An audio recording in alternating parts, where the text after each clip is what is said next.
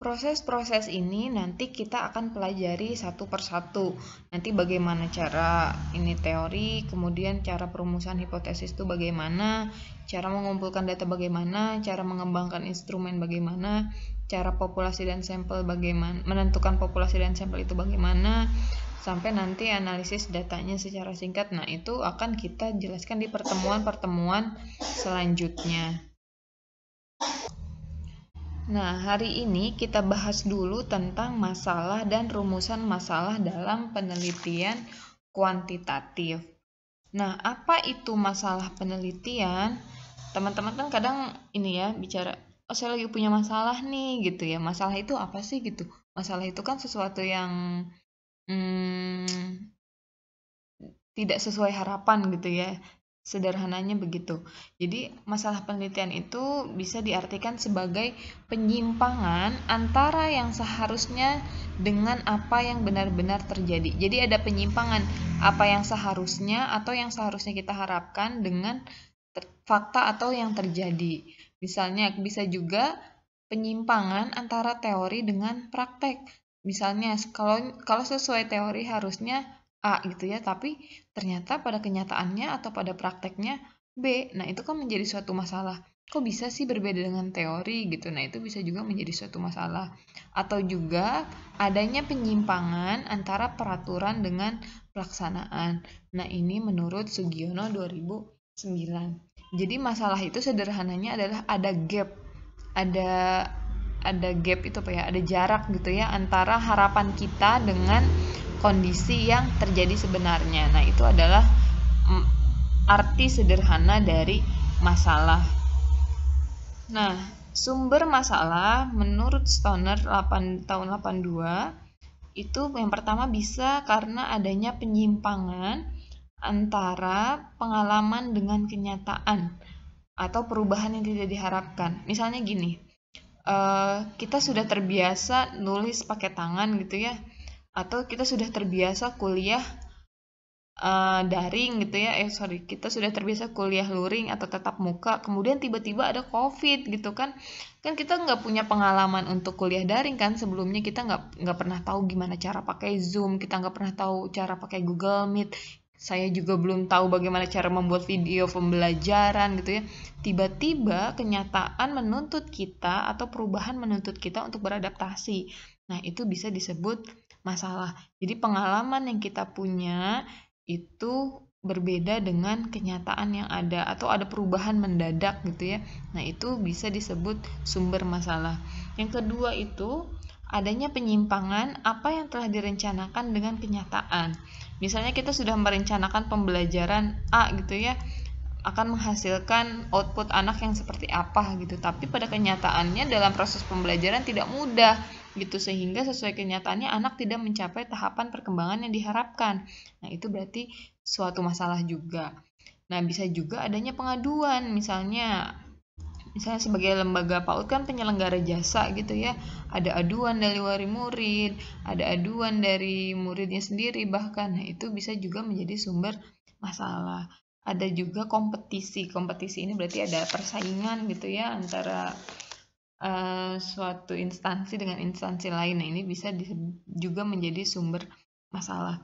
Nah, jadi bagaimana cara teman-teman menggali masalah?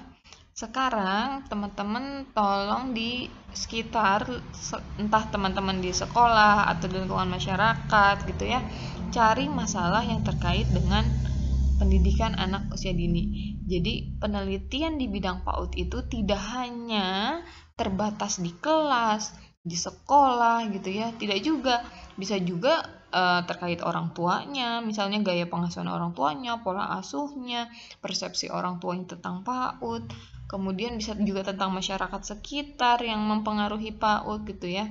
Jadi tidak hanya terkait anak, tidak hanya melulu tentang perkembangan anak, tapi bisa juga masalah ada di orang tuanya, ada di masyarakat sekitar PAUD, ada di ibu gurunya, ada di anaknya sendiri, dan itu bermacam-macam. Jadi penelitian PAUD itu sebenarnya luas gitu ya. Untuk menambah wawasan teman-teman bisa baca judul-judul di Google gitu ya, banyak skripsi-skripsi dari kampus lain gitu ya untuk menjadi ide kira-kira mau diteliti apa ya gitu. Nah itu teman-teman bisa mulai menggali masalah sekarang. Sebagai nanti tugas akhir kita adalah kan membuat proposal gitu ya.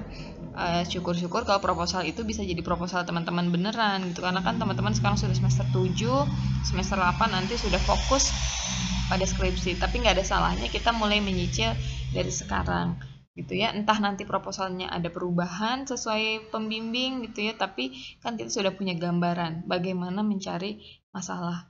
Jadi kalau teman-teman bisa dibilang mencari masalah itu adalah 50% bagian dari suatu penelitian.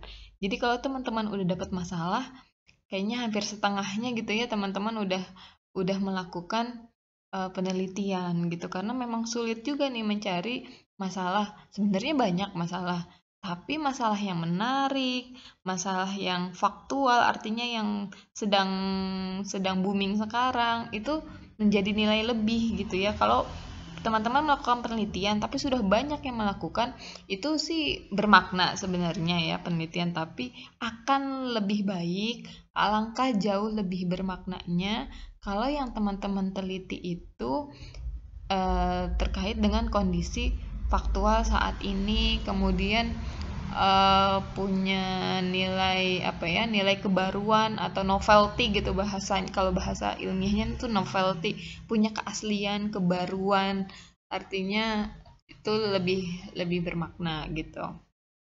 Bukan berarti tidak bagus kalau sudah banyak meneliti, tapi nggak apa-apa juga gitu ya, tapi angka lebih baiknya kalau punya nilai kebaruan gitu. Nah, itu tadi definisi masalah dan sumber masalahnya. Kemudian kita akan mengenal juga yang namanya nanti istilah rumusan masalah. Nah, rumusan masalah ini berbeda dengan masalah. Kalau tadi masalah itu adalah kesenjangan antara apa yang diharapkan dengan kenyataan, kalau rumusan masalah ini adalah suatu pertanyaan yang akan dicarikan jawabannya melalui pengumpulan data. Saya beri contoh seperti ini. Jadi contoh rumusan masalah. Jadi contoh rumusan masalah ini juga atau rumusan masalah ini sesuai dengan jenis penelitian kuantitatif yang teman-teman pilih. Nanti kita akan belajar penelitian kuantitatif itu ada yang asosiatif atau uji hubungan atau uji korelasi kalau teman-teman sering dengar gitu ya, atau uji pengaruh atau regresi kalau yang teman-teman sering dengar. Nah, ada juga penelitian komparatif, uji beda. Nah, ini biasanya untuk eksperimen. Nah, rumusan masalahnya itu berbeda untuk masing-masing jenis penelitian ini. Kalau untuk penelitian asosiatif atau uji hubungan,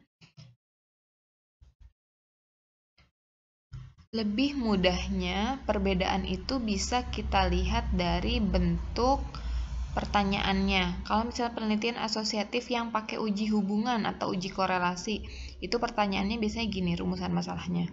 Adakah hubungan antara gaya pengasuhan orang tua dengan prestasi akademik anak? Nah, jadi kalau teman-teman baca skripsi depannya ada hubungan antara gaya pengasuhan orang tua dengan prestasi akademik anak, ini udah bisa ditebak.